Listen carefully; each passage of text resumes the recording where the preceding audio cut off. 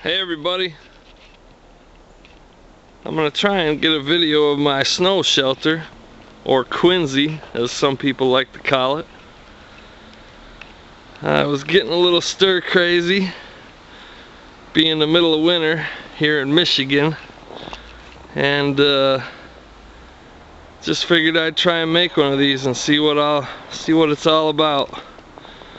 So I started out shoveling the driveway, and then shoveled out this entire yard. We have about 6 inches of snow, which isn't a lot for building something like this, I found out. But with 6 inches of snow, you're gonna need about a 50-foot circle to get a 5 to 6 foot high mound of snow, which is typically what they say you need to build one of these. So I piled up all the snow using a snow shovel and a big sled to haul the snow, and this is what I ended up with. It took about 4 hours to do that. Supposedly you burn about 600 or so calories an hour shoveling snow, so I burned about 2,500 calories piling this up. I put this stick here after I hollowed out the interior to mark my vent hole because it constantly gets froze up. Now I cleared out my vent hole. It's been sitting here for about 4 days, and it loses about 6 inches or 3 to 6 inches of height every day. We've been below freezing this whole time. It's like the 20s in the day and in the teens at night. So it took 4 hours to do that, heaving up all this snow into a nice pile. And then I let it sit overnight. This is pretty fluffy snow. They say 3 hours, but I can tell you 3 hours wouldn't have cut it. It would have been caving in on me. It was still very loose after 3 hours. It was very loose after 6 hours. But 4 hours to do that. Let it sit overnight. Then I come around here. You can see my little windbreak and such. This is all the snow that I dug out from the interior. My entrance face is southwest because that's where I get the most sun. We don't get a lot of sun from the south here because of the house next door. But typically I think you would want the entrance to face the south so you get more sun inside your shelter. In the wintertime, even though the opening is pretty small, that sun will come right inside there and warm it up pretty good. In the afternoon, when the sun's shining through here, the outside temp could be 20, and even if I'm not inside creating body heat, the inside temperature will be about 30, 32 degrees.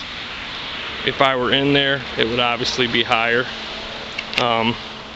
But like I said, it took 4 hours to pile this snow up. Then I let it set overnight, and I come out in the morning and I started digging it out. It took me a half hour to get this opening dug using a shovel, and then I also opened up an area big enough to sleep in. That took a half an hour, so maybe 8 hours you could have a sleeping area built if you started from scratch. 4 hours to pile the snow, you know, 4 hours to let it set up, and then another half hour to dig it out. I let the snow sit overnight because the snow is real fluffy, and after 4 hours of setting, it hadn't set up nearly enough. And I piled this snow up very loosely. I mixed it into my sled and such to mix it up real good, because that's what you need to do to get this snow to bond together. You gotta mix it. So did all that, dug it out. So now I'm 5 hours in. I came back And I finished digging it out. Now what I have is right over here on the left, where these mullein stalks are sitting, is a raised seat that's raised up about 6 or 8 inches off of the ground. And then that back there is a raised snow bed, which is also 6 or 8 inches off the ground of solid snow. And on top of that, I piled another 8 inches of mullein stalks. Why did I use mullein stalks? Well, because that's the only thing available. The area I live is primarily oak woods and swamp, with a few little bits of field here and there. So you're not going to find spruce boughs. You're not going to find grasses and such, because they've been packed down by the snow. You're not going to find deciduous leaves like oak or beech, because they're under 6 inches of snow. So I looked around in my environment and said, what can I use as an insulator? And as I was walking, I saw these beautifully dry mullein stalks staring right at me, hundreds of them. I bundled up about, I don't know, 180, 200 of them, and brought them home in my sled. I could have carried these on my back, because 185 of these only weighed maybe 30, 40 pounds, and they're somewhat hollow inside, so I think they make an excellent insulator. It's been sitting here for 4 days, and it keeps shrinking every day. The inside shrinks, the opening shrinks, and the overall dimension shrinks. When I first built this, it was about 6 feet tall and about 12 foot wide, and that was just the natural fall of the snow.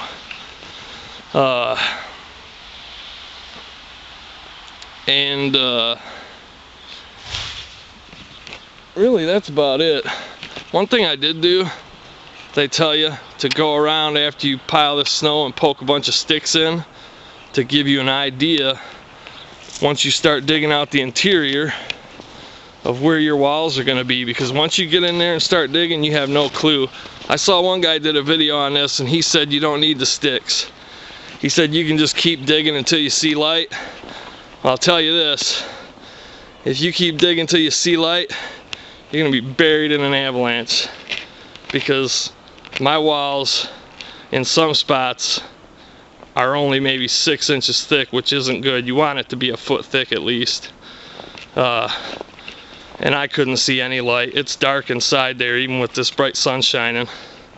And I think I showed you my air hole and the stick I used to mark that, because that will get frozen over very easily.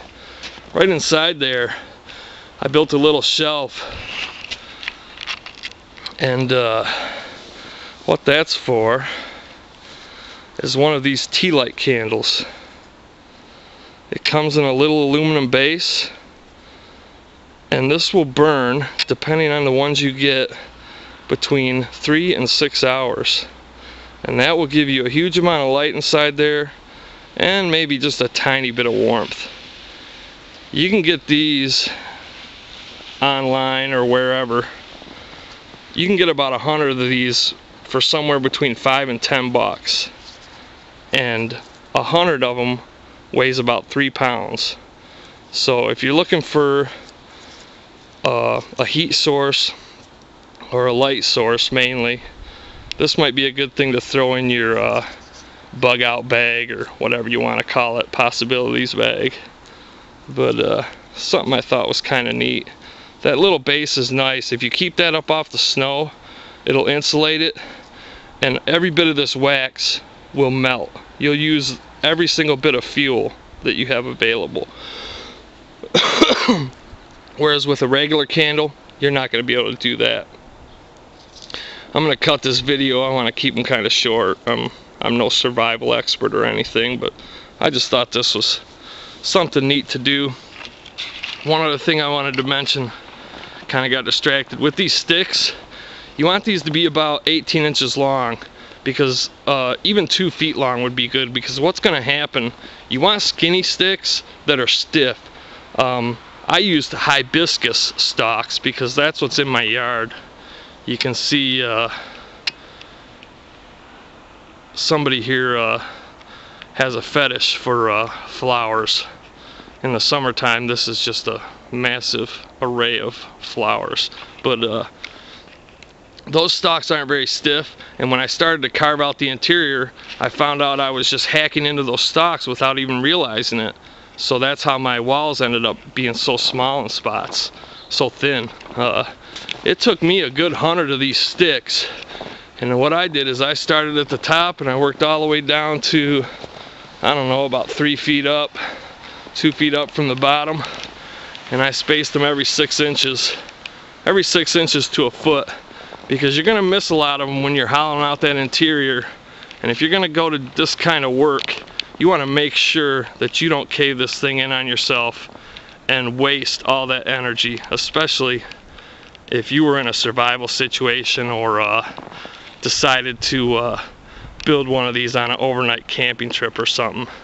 You'd be in a heap of trouble and a heap of snow, and you could easily suffocate. You need to have an air hole. People say snow breathes. Well, I'll tell you what, it don't breathe that good. You'll be suffocating if you don't put an air hole in there. And don't block your doorway completely. You can put a pack or something in front of your door at night, but you want to leave a little bit of an opening. Other thing I want to mention, I kind of screwed up on this, according to some anyway. But when you build the floor, you want the entire floor to be a good 6 inches of snow, because that's going to be an insulator and keep the ground from drawing heat away from your body at night. I didn't do that because I didn't really plan this out. I just did it as something fun to do. But I did have a raised bed and a raised seat, and I have the mullein stalks on the ground for insulation. But you want to have your bed raised up and your floor if possible, because what that does is it creates what they call a cold well, and most of the cold will drop down below where you're sleeping, and that's a huge benefit, especially if you don't have a heat source. But I'm gonna cut this off. Talk to you guys later.